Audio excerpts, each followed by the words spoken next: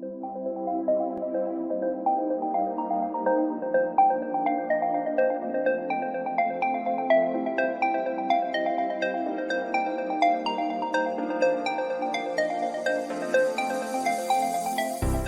sentient beings from all known universes and beyond. It's time to activate your cranial downlinks and prepare to receive a raft of discussion on a cosmic ocean of science fiction and fantasy topics, interviews with local area genre devotees, and insightful prognostication by our soothsayers of science fiction, our forecasters of fantasy, and any other beings that happen to get caught in our gravity well. This is the Galactic Driftwood Podcast.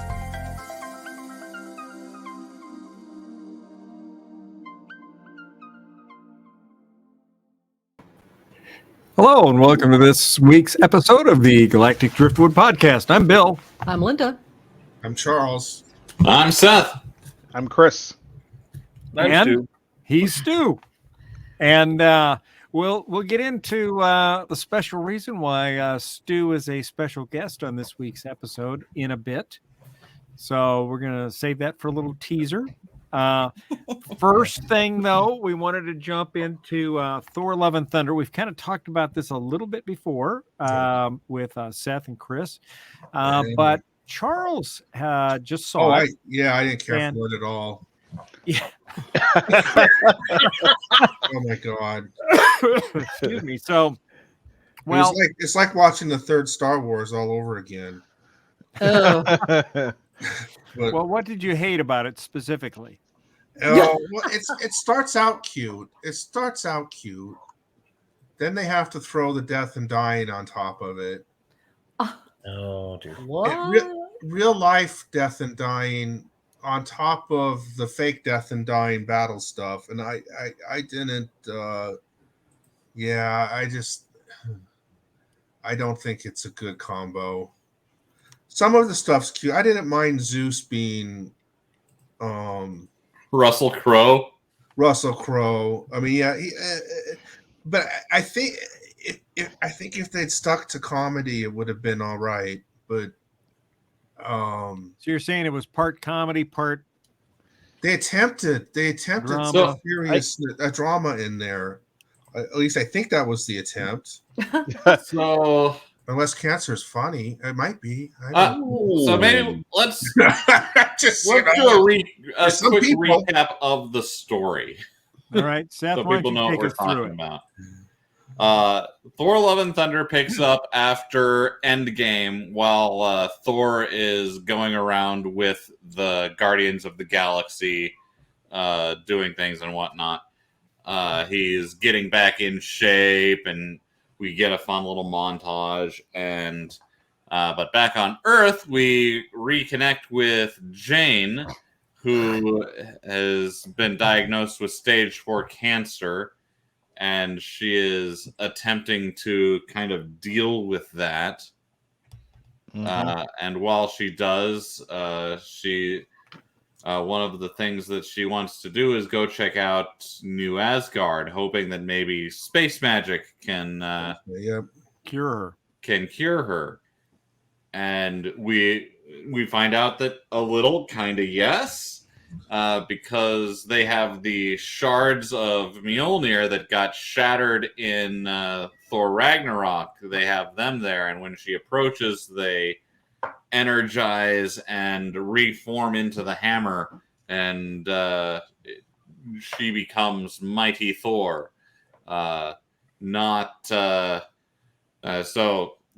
Jane, but in the Thor costume with a helmet with wings and whatnot. So it And I'll add that it didn't end up being a cure for Jane. It just prolonged the inevitable. Yeah. And every time she transformed, it accelerated, I think, the cancer, if I recall. Yeah, they somewhere in the middle they did do that. It even made the cancer worse. Mm-hmm. Yeah, it made the cancer worse because it was stopping her body's ability to fight it off, which didn't seem like it was actually working too well anyway. So it's kind of a wash, I think. Yeah. But meanwhile, also going on is the Gore the God Butcher. So now I do have to say, well, see, this is where it was disappointing. I liked the very beginning. Not that the girl died and stuff, but that you have a character that's becoming he's atheistic, I guess, in a way. Well, he hates believes in the the gods gods. anyway. He just is going to kill them all. He's going to kill them all. Yeah, and that was but it's still, I don't know. Yeah, Gore the God Butcher. We see him first on a desert trekking across a desert planet with his, we assume, daughter, and they're both inches away from death, and then his daughter fully dies, and then Gore continues to walk after that, grieving, only to meet his god that he actively worshipped, and the god did not care about him, told him there was no afterlife, they were merely tools to be used for worship. And due to a narrative fluke, there just happened to be a sword nearby that allowed him to kill said god. There's a lot of happenstance in this. Yeah. Yeah. Oh, look, a sword that will kill a god. I mean, what are the odds? In the movies, Defense Comics use this sort of stuff all the time. Fair. Well, sure, but that was the fun. Killing the god was fun. Yeah. But that brings up a question then. Yeah. If you ran into a god and you had a sword, would you gut him? Absolutely. No, that wasn't my question. Oh no. My question was, if you were like that woman with stage 4 cancer, would you want to prolong it as long as possible and hang on to every ounce or every minute of your life, or would you say, "Fuck it, I don't care if I go in the next hour, I'm going to have fun and wield my Warhammer." I'm gonna. She made the right decision. Let's see, Bill. Would I like to suffer through stage 4 cancer and just like die that kind of death? Here we go again. Would I like to pick up Mjolnir and run around looking like a space Viking for the last few months of my life, flying, tossing lightning, and being an ultimate badass? So, what a decision! So you're saying you'd go with the first option? I'll have to think about it, Bill. Have any of you guys ever seen the John Wayne movie, The Shootist? Yes. Oh yeah. Actually. Yeah, it's one of my favorites. It's a similar decision. I mean, it's John Wayne has terminal prostate cancer, and his doctor, played by Jimmy Stewart, describes what he's going to go through in the next few months, and it's just not pleasant. It's significantly worse in 1901 than it would be today. Yeah, and well, that's just in his last visit, he says, "I would not die the death that I just described." Yeah, and so John Wayne decides he's going to go out like John Wayne. There's other Death Guy movies. Jane makes kind of the same decision where she's told that if she uses the hammer one more time, she's going to die. But that's kind of fulfills a plot point later, or something that was established earlier in the movie is Valkyrie, or Thor asks Valkyrie how she wants to die, and she's like, "Well, in battle, I got to get into Valhalla." Yeah, that was funny. Yeah. Well, what do you say to people that say, "Well, you should hang on to every last moment," because what if they come up with a cure that completely cures you? Yeah, well, she was in New Asgard, had friends who could have gotten her in contact with any number of people in the Stark organization. Yeah, she's a PhD. If anyone could have beaten stage 4 cancer, I think it would have been her. But she probably could have ended up talking to Wong, the Sorcerer Supreme, through her friends. And he might have said, "Yeah, no, magic's great, but stage 4 cancer, sorry." Yeah. Right. We can do everything else. We could turn back time. We can alter dimensions, but stage 4 cancer sucks. Yeah. All right. Yeah. I do have to Thor's Valhalla line. I don't know if that was great. I do have to. That was where the warriors got her arms and legs cut off. Oh, Jesus. And she's like, well, at least I get to go to Valhalla. And Thor's like, well, yeah, no, you don't. That was you survived the battle. Yes, you have to die in battle, not survive and then die. Yes.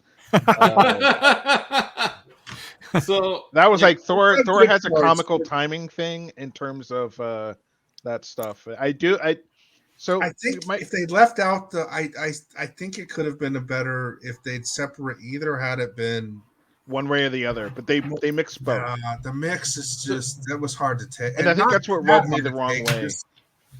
That's what rubbed me the wrong way in the film. I can see that.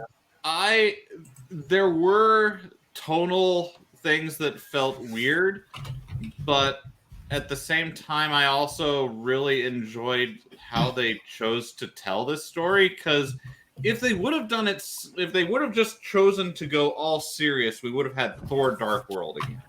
Well, and I'm fine with that. But as I always say, I like the darker the better. But you know, well, I mean, the Dark World was not the best of the Thor movies by any measure, but I mean, so this is kind of a Princess Bride movie where we're not watching the movie, we're watching Korg tell us the story of what happened. That's sort of we're watching a bad presentation. And so if you don't remember Korg, he's the big rock guy that Taika Waititi plays. No. Yeah. Okay. So all of the costumes were dialed up to 11 and looked like super 90s tacky, and all the dialogue was weird and kind of stuttery, kind of like Korg would have done. Right. Like, I thought it was a really fun way to do it. And like the gore storyline is super dark. And Chris, I know you like super dark, but I don't know if that would have made a great Marvel movie until they're ready to go full horror. I don't know. It just, Well, I don't know how. Well, here's what I see. I don't know that. How do you make that transition? Because the direction they're going has been more laid back comedy type in a lot of their films. I thought they had a good balance earlier on in the Marvel films, and now I can't get a sense of what direction we're going and how serious some of these things are. And it seems like every time there's a world-ending event, these guys are just kind of jokesters and clowns every time they go up to the stage. So, well, I mean, that's kind of the Marvel movie, though. And maybe that is it. You've got heroes making witty retorts. And this is where I prefer DC's take on it, where they strip all of that joking out or whatever, and it's just a dark time. It's a dark world. I know, and it's so bleak, and I don't like it. It sucks so much. Wow. I'm energized off of it because it's more realistic. It's more real. I don't want not everything can be sprinkles and fairy dust. Seth. No, it's just the transposition because you have her I want screaming ghosts. That's what I want in my movie. I don't know. And then the battles aren't. But I will say this for what Thor: Love and Thunder was, they're getting really, really good at their comedic takes, right? They're getting really, really good with their jokes. I thought again the goats were a little bit overused. I love the but goats. It was freaking so hilarious much. the first couple times. Goats. Then after a while, there's screaming goats in here. Yeah. So once you see it, Stu, you'll get it. But it's are those the goats from Norse mythology?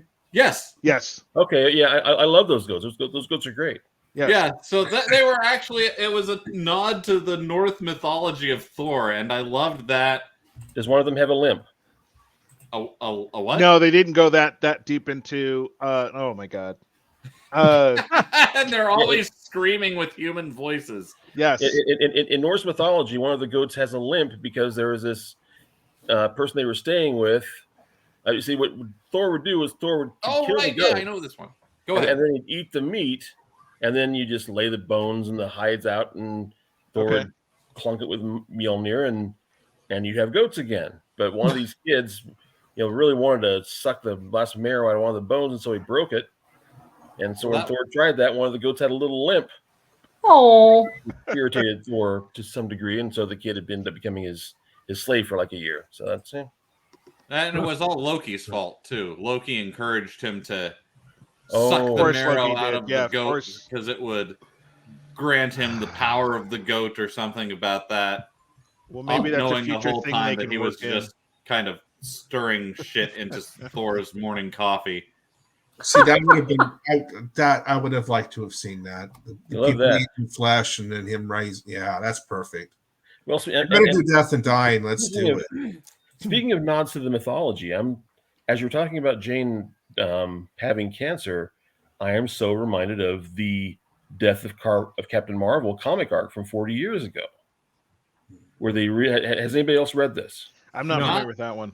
No. It was really something else. That's how the original, well, not the original Captain Marvel. That's Shazam. That's Billy Batson. But the original Marvel comics version of Captain Marvel passed, as they had him get cancer.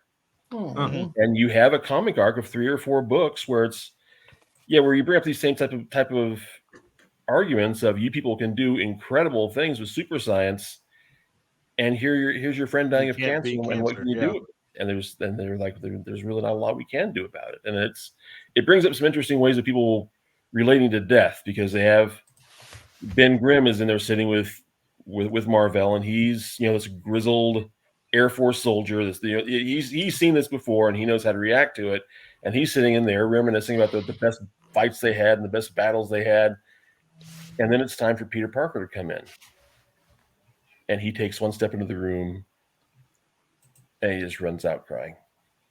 Oh. And if you've been around people who are facing that situation, that's just how some people react to that situation. It was a good way. I think it was the authors, the writers saying, we want to show this. We're not just going to kill this character off for nothing. We want to show, what the process is like, because someone's a better Thor Love and Thunder story right there. Yes, dark as can be. Right. and then Marvel dies in the afterlife. He gets to fight Thanos. So, Okay. All right. Well, moving along. Something more along Seth's line of enjoyment.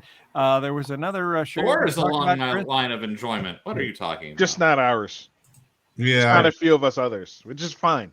Again, it wasn't a horrible movie. That flirting between drama and comedy. I haven't laughed that hard in 2 years. Okay, which part of moving along? Yeah. So I wanted to mention real quick about a new movie coming out. It's called Vesper. And let me share my screen here a little bit. Hold on. I'm not as good at this as Linda is, or as quick. Well, you're trying to do 2 things at once. You should have sent it to me. You should have. Chrome tab. There we go. There it is. And there we are. Okay. Oop. Yeah. So, so this is Vesper. And it's a new sci-fi movie that's coming out. And if I scroll up here, so after the collapse of Earth's ecosystem, Vesper, a 13-year-old girl struggling to survive with her father, must use her wits, strength, and biohacking abilities to fight for the future. So you can see here's some of the stuff. I like the fact that she's got this little floating droid thing. And it's got like a drawn-on face on one side of it. It kind of reminds me of Wilson from Castaway. Yeah. Yes, exactly. Wilson. Yeah. So there's some pictures. There's the the robot again. And I love the visuals in this thing. I think it looks really interesting and intriguing. So that'll be fun to watch. That comes out September 30th. So we're right around the corner from seeing that out. So I just wanted to bring that to people's attentions. Looks like it will be available both in the theaters and on streaming at the same time. So definitely got that on my list. Yeah, it'll be interesting. It looked like the world they were building, while it's kind of bleak, it'll be interesting to see what kind of things they create in it. Yeah, right. Agreed. All right. And then was there another show you want to talk about real quick, Chris? Arcane. I want to get to make sure we get to Stu's deal here. So yeah. What was it, Chris? Arcane. Arcane, yeah. Go ahead. Yeah, that one's been out for a while. Seth and I have watched it. I don't know that anyone else has watched it. I have not seen it. So Arcane is a Netflix original animation based off a game, League of Legends. So it's a cartoon. Yeah. Well, it's a... Okay, we won't even get into that. I'm not going to entertain you on that one, Bill.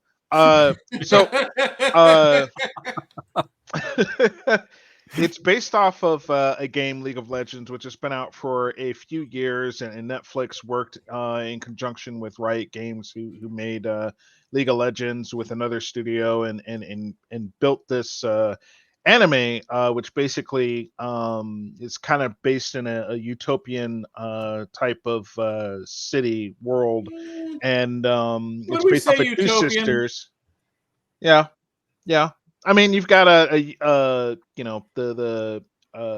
rich versus the poor type of city, and it's based off of two sisters, Vi and Lynx, and it takes place over. I believe it's Vi.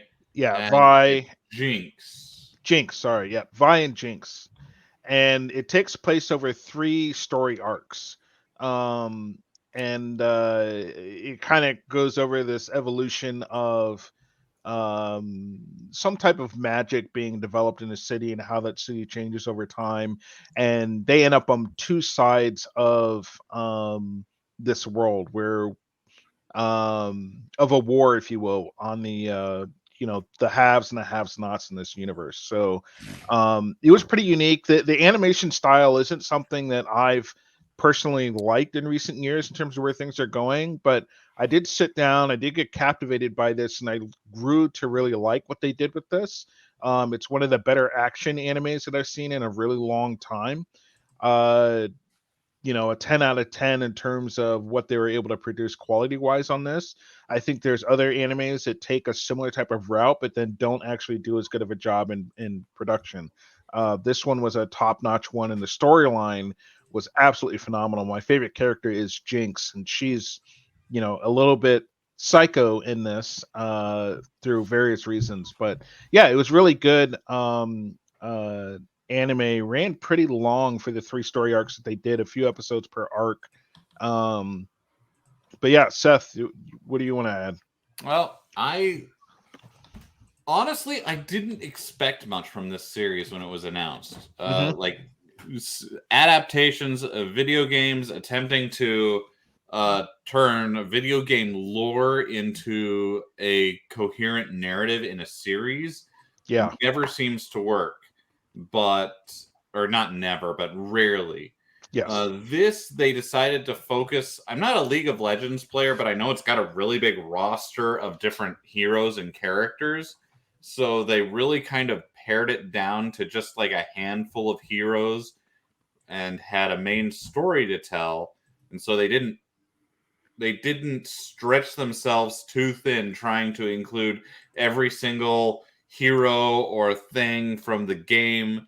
They sprinkled in some good details here and there, but it was mostly the story of Vi and Jinx. And I thought it really shined there. I thought it was really cool how they don't like start off with this, like how they are in the game. Through the story, they develop the Hex Tech that develops the actual signature weapons that the characters use, and they're then narratively significant. And the Hex Tech is there's these little stones that when you learn how to harness their power is almost like unlimited power, if you will. but they were able to forge those into what they called Hex Tech, into tools used for mining or building, or they could be used for weapons, which is there was political struggles over how they should be used, all that kind of stuff. Yeah, they also have these hex gates that enable fast travel between points in the world. Yeah, so you see this in the arcs, you see this transformation with Hex Tech into this more advanced evolution, technology evolution of their society. But again, you have that also separation between this upper class tier that has all the technology and the lower class that does not. And they're plagued with these drugs and things of that nature, that they're killing them off and making a lot of people sick and things like that. So that's an example, one of the Hex stones. Yeah. So like Vi and Jinx's story is a very personal story because they're adopted sisters and they fall apart, and then most of the series is like Vi trying to reestablish that connection, but maybe Jinx is just too broken now to ever get along again. There's one of the other arcs is the inventor of Hex Tech, and that part is a kind of political intrigue, social justice kind of thing, where he originally made Hex Tech to make the world a better place, but he gets sucked into the politics and power plays, and kind of him and his partner kind of lose their vision, and through the arc of the story kind of regain their vision and their path. And then there's the Underworld Battle that one of the main villains is going through to maintain control of the underworld, but he's a more complicated villain than you really should expect because he's got some good motives. His people in the Undercity have been like downtrodden and abused for generations, and what he's going for is their freedom from the upper city, and he's chosen some really bad methods to do it. Yeah, and on that, there was a lot to unpack. It was very much, as Seth pointed out, much more an in-depth of a story than I thought that they could have extracted from a video game, but they did a really good job in focusing not on, the video game aspect of it, but what's the story to tell here? What's the lore? Characters. Yeah, the characters, and it was huge in that respect. And so I look forward to more of what they did with Arcane, because it was pretty epic what they were able to put together there, and they did such a good job in not just focusing on one or two people, but there was at least 6, 7, 8, maybe 10 characters that you really get attached to, whether they live or die throughout the arcs. And where things went. And to Seth's point, I actually felt a little bit for the main villain at some aspect, because when they start diving into why he is the way he is, you start to understand that the ends don't always justify the means, but you understand why he was doing what he was doing. And so while he took a dark path to get there, and others were trying to take other paths, he saw it as we have to bring down the government kind of mentality. We have to bring down those that are holding all the power. And you see these backdoor deals being done where, he's working with some of the people up in the higher politics and stuff like that, to try and make these deals and screw other people over and obtain power. And again, where Vi and Jinx get caught up in that is they get mixed up in the different allegiances, if you will, and that's what drives them kind of apart, and near the end kind of starts to drive them together. So it's just two sisters wrapped up in that story, a big sister, little sister kind of thing, and it's all surrounded, personal tragedies and all that kind of stuff. But everyone has a backstory in this, and they did a really good job at kind of tying everything together. Yeah, and I really love the art for it too, because this one is a really dark story. Yeah, there's nowhere near as much humor. All the humor is kind of the graveyard humor, but humor. All of the art is bright and colorful and dynamic, and the cityscape looks really cool. and the Undercity looks really dingy, but there's still light down there and colors, and like there's colors all over the place, and that's one of the things I hate about Zack Snyder's stuff is all the colors bled out. I will grant you that it's all dark. Like not only is the story dark, even the filming's dark. I do not like that. It's visually boring and depressing. All right, well, we're getting a little long on time here, so I want to make sure we jump over to Stu real quick. So either way, our recommendation is, I think I can speak for Seth too, is check it out. It's definitely great. Arcane. All right, awesome. All right, so Stu, we've got a special podcast event that we're going to be talking about here in, well, let's see, it'll air right after the one you're watching now. So the end of this month, September 30th, we're going to a very spooky place. Stu, you want to tell us about it? Well, yeah, we a couple of destinations on the way up there. There's a ghost town that is aptly named for our podcast, called Venus. So yes, quite literally, the folks you see before you will be venturing to Venus here on September 30th. Last time I was there, I ended up buying a jar of cinnamon pickles from an Amish family. Which I didn't even realize we had any Amish settlements in Nebraska, but I found one. I don't think it's a settlement either. I think it's just literally just one family that's done pretty well there. Very congenial folks, by the way. You're very of this world. Cool folks. And Venus is a ghost town. Well, it is. Yes. It's not what you would normally think of as a ghost town. There is just not much left out there, but that's part of the charm. That's part of the charm.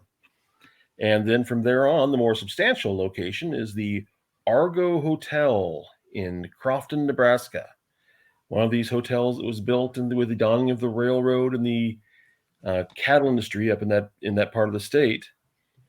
That is this beautifully restored hotel. It was restored when I was up there, and the people who have it now make a living out of restoring hotels to or old locations like this to even more of their grandeur. So it's going to be looking great, and they have a long-standing reputation for being haunted in various ways. There is a veteran actress who perhaps has some standing there. There was a bag of bones found in the walls that has a creepy story behind it. And the suite we're staying in, I believe, was once inhabited by one Teddy Roosevelt. Oh. So if that turns out to be wrong, I will apologize. But that all indications lean toward that. So it will be a fine addition to the spooky season. Yes, we're going to try to commune with the spirits. Yeah. And so we're planning to take a Ouija board with us. And I've got some electronics that we're going to bring, see if we can get the spirits to talk to us, maybe through the electronics, if we just can't hear them through the ether itself. And that looks very creepy and spooky. Yeah. All right, then. And our co-host that couldn't make it on has given me some sage to ensure we don't bring anything back with us. Right. We will appropriately sage ourselves to protect Jenna from any ghost COVID-like symptoms. So that'll be fun. I'm looking forward to that. We're going up there. We're gonna spend all night in the haunted suite and see if we can detect any paranormal activity. And if so, we'll tell you what we found on our next episode. So you'll definitely want to tune in for that. It should be fun. So little getting us into the October Halloween spirit. Tune in to see which of the hosts gets sacrificed and which get possessed. Seth. It'll probably be me. And which comes away with nothing. Yeah. I'm I'm the only bachelor going up there, so that's I'm probably No ghost wants to possess me. They just be like, "Ow, this hurts. Why does your knee hurt?" And it's like, "I'm sorry, man." Right. All right.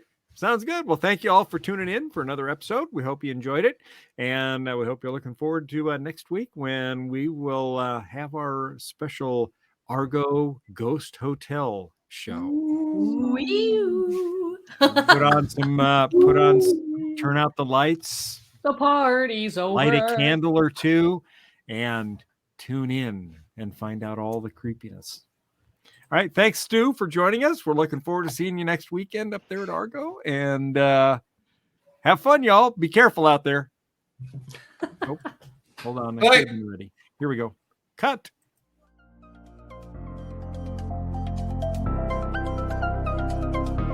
Thanks for listening to this episode of the Galactic Driftwood podcast. For more information and past episodes, please visit our website at galacticdriftwood.space or subscribe to us on YouTube. And now, please deactivate your cranial downlinks, collect your towels, and be sure to watch your step as you exit our gravity well.